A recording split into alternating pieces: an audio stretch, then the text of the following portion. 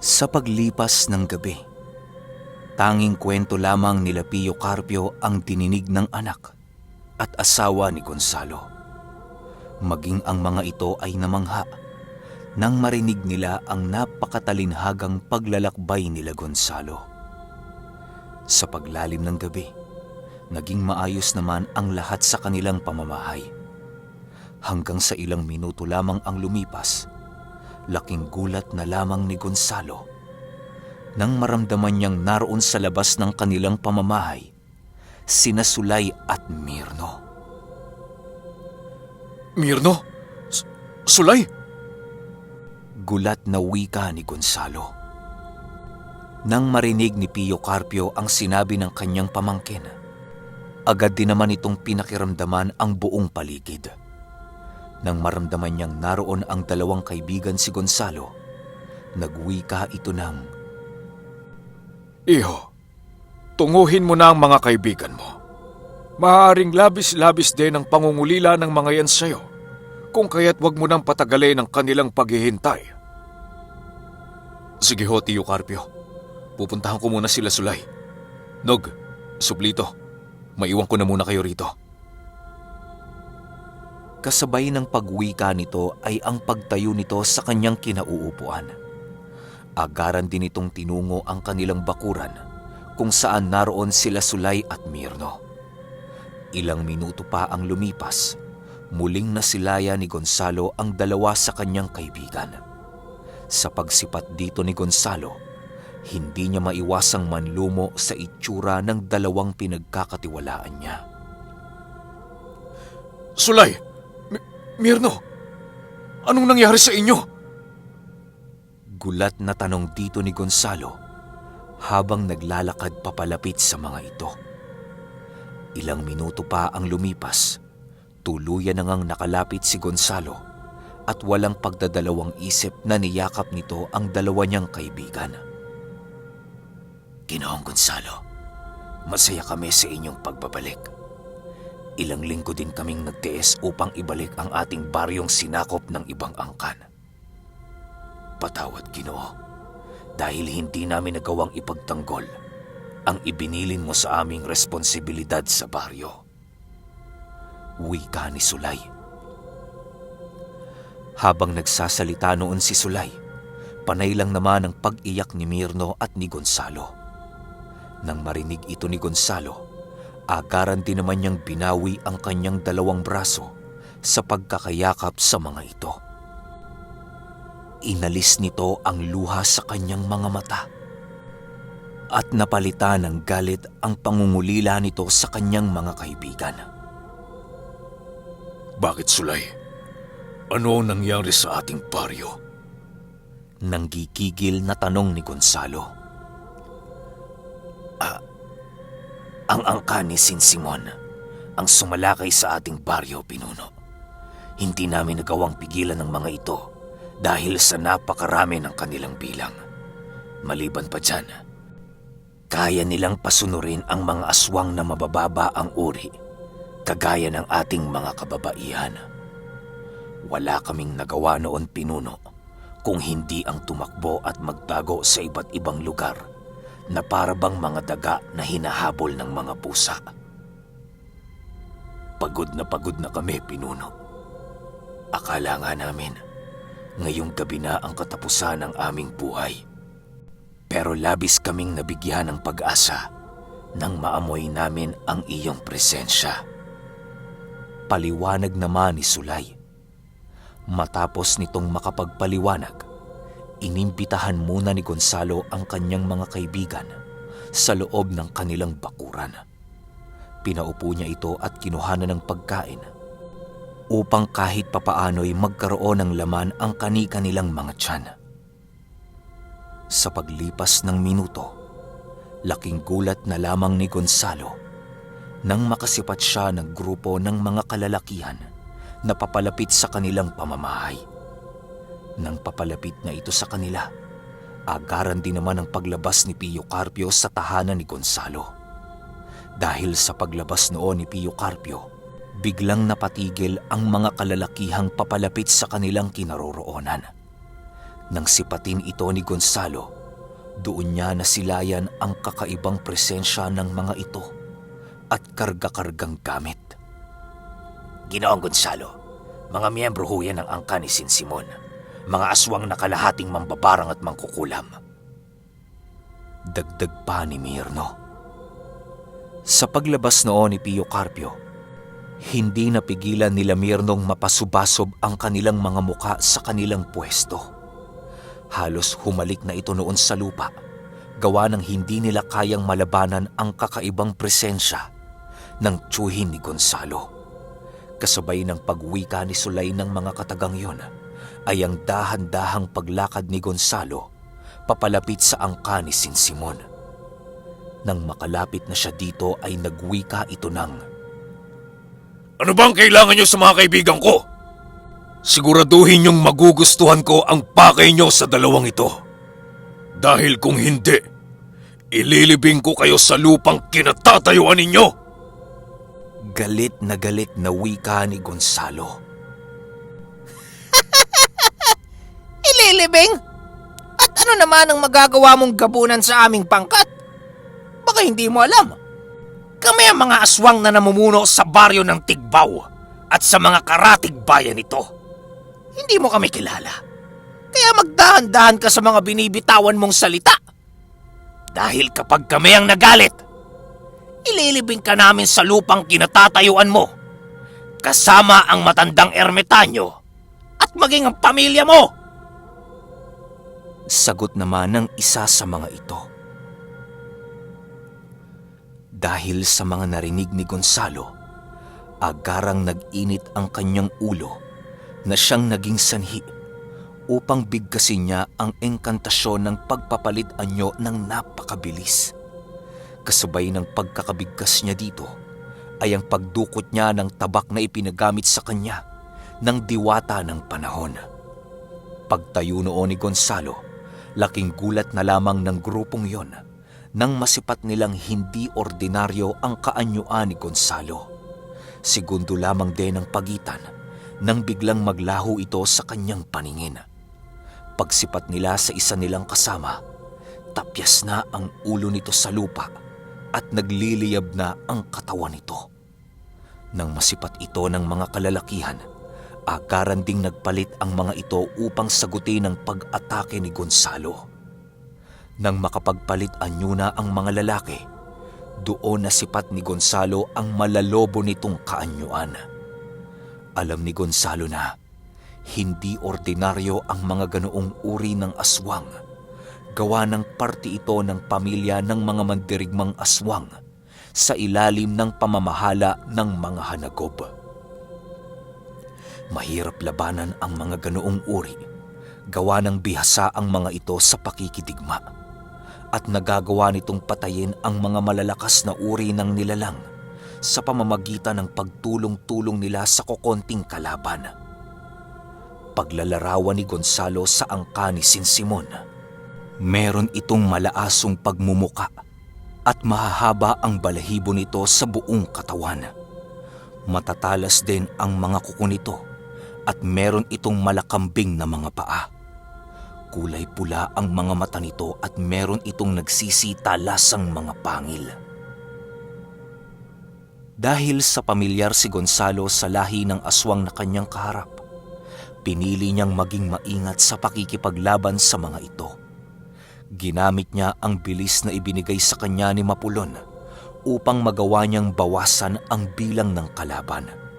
Sa paglipas ng oras, hindi humingi ng tulong si Gonzalo sa kanyang mga kasama kahit medyo nahihirapan na siya. Ninais man noong tumulong ni Pio Carpio pero labis itong tinututulan ni Gonzalo. Akala mo ba, gabunan? Makakaya mo kaming patayin gamit-gamit yung tabak na hawak mo?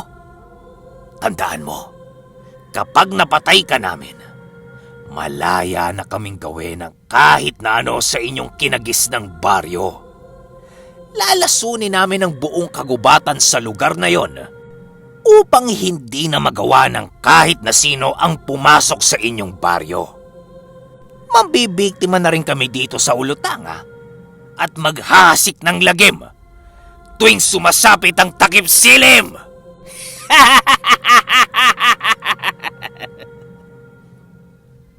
Wika ng isang lalaki. Huwag kang managinip ng gising. Hindi mo pa alam ang abilidad na taglay ko. Kaya huwag kang maging kampante sa bilang nyo. Kayang-kaya ko kayong ibalik sa impyerno nang hindi nangangailangan ng kasama. Ipaparamdam ko sa inyo ang galit at puot sa mga kapahasang ginawa ninyo. Sa uri ko! Sagot naman ni Gonzalo.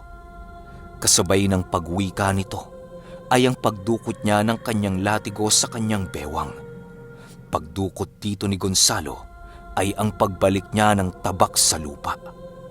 Matapos yan ay agaran din namang sinugod ni Gonzalo ang mga kalalakihang nasa 11 ang bilang. Walang habas niya itong pinaghahampas ng kanyang latigo hanggang sa tamaan ang iilan sa mga ito. Ang mga aswang na natamaan ng latigo ay nakaramdam ng labis na panghihina na halos hindi na nila magawang gumalaw sa kanilang kinatatayuan.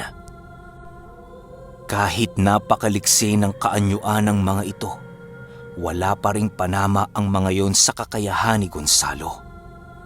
Ilang minuto pa ang lumipas, muli na namang pinaikutan si Gonzalo ng mga nilalang. Sabay-sabay ang ginawang pag-atake ng mga ito upang gapiin ang nag-iisang gabunan na kanilang kalaban. Nang napansin ni Gonzalong nakalapit na ang mga ito sa kanyang kinaroroonan, pinili niyang lumayo upang hindi siya mahirapang makipaglaban. Nang makahanap ng pagkakataong umatake si Gonzalo, agaran din naman niya itong ginawa na siyang naging sanhi upang mapatay niya ang dalawa sa mga ito. Pagsugod ng 3 pang aswang sa kanyang kinaroroonan, muli na namang nagpakawala si Gonzalo ng kanyang latigo upang gantihan ang gagawing pag-atake ng mga ito.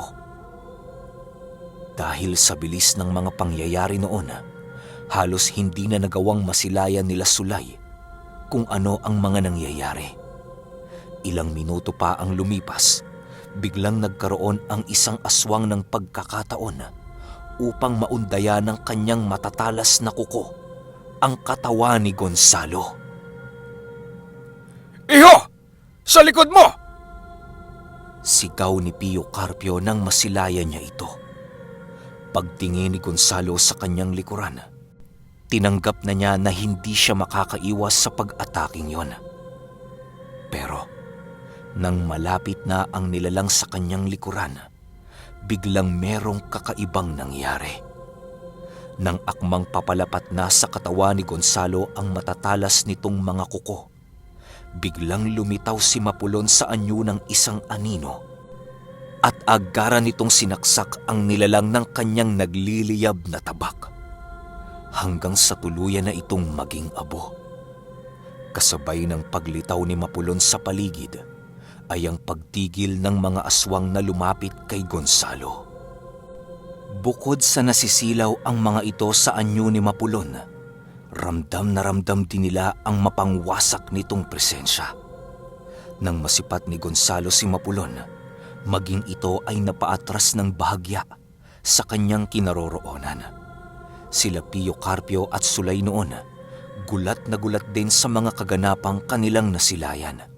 Halos kasabay ng paglitaw ni Mapulon sa lugar ay ang pagsikip ng mga dibdib ng 2 kaibigan ni Gonzalo.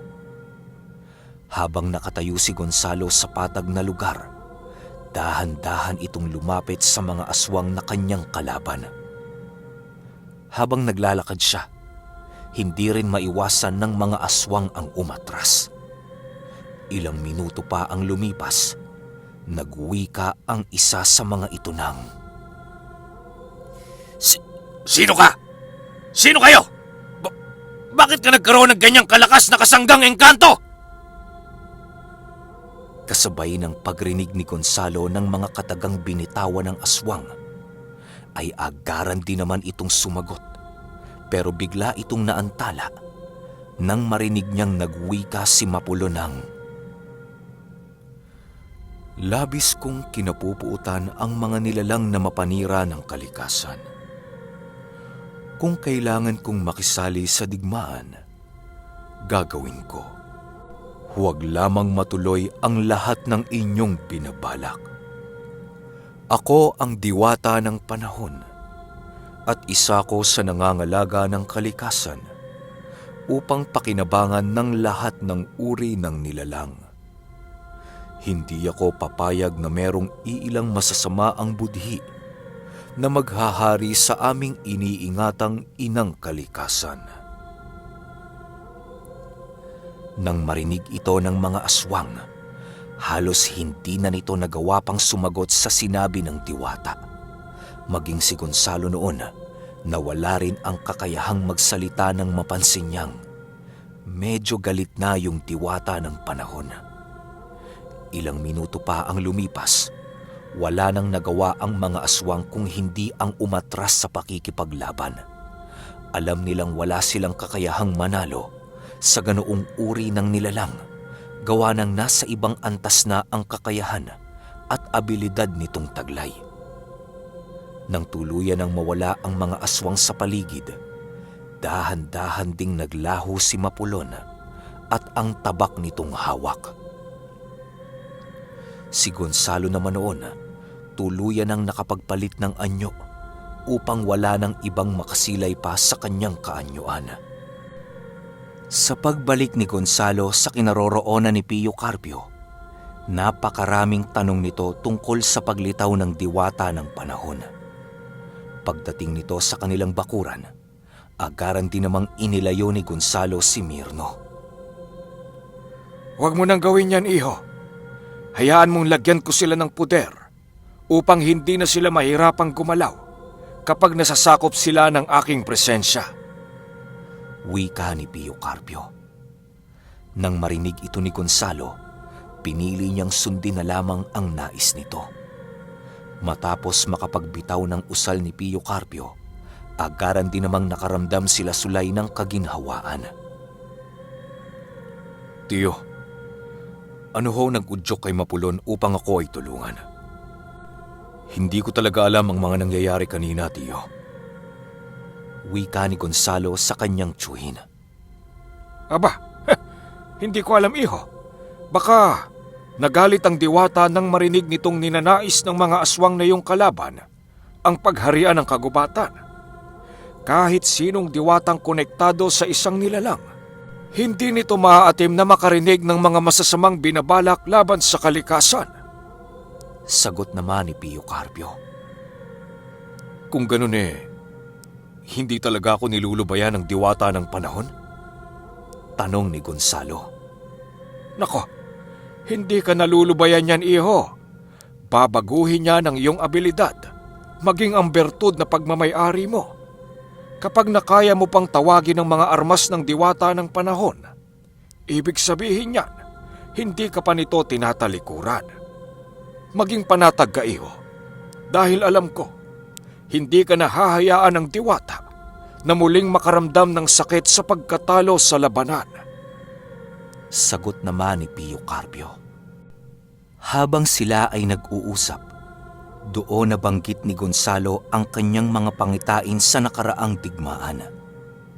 Ayon kay Gonzalo, na ang nakita niyang pangitain noon ay tungkol sa digmaang naganap sa laot ng Tungawan.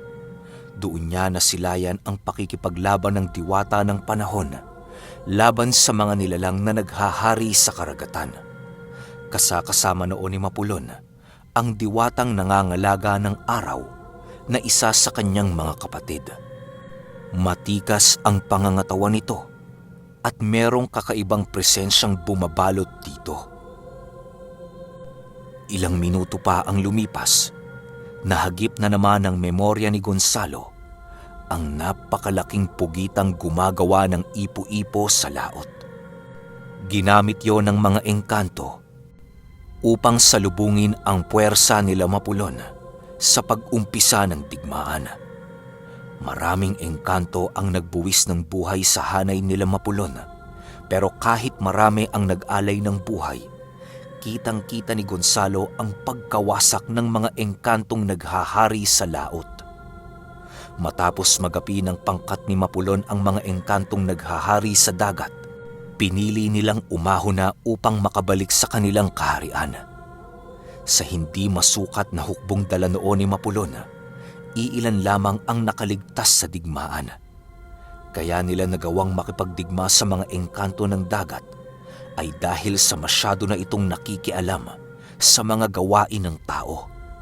Marami nang nalabag na batas ng kataas-taasan ang mga engkantong yon, kung kaya't pinatawa na ito ni Mapulon ng nararapat na parusa. Matapos itong maikwento ni Gonzalo, doon pa lamang nila napagtanto ang mga nakakamanghang pangyayari sa laot ng Tungawan. Ilang minuto pa ang lumipas, pumasok na sila Gonzalo sa kanilang pamamahay upang magpahinga. Sila Sulay noon, piniling matulog na lamang sa kubong ginawa nila Nognog, gawa ng nahihiya ang mga ito na makitulog sa mismong pamamahay ng kanilang pinuno. Sa pagsapit ng umaga, napagpasyahan ni Gonzalo na doon na muna manirahan sila Sulay at Mirno.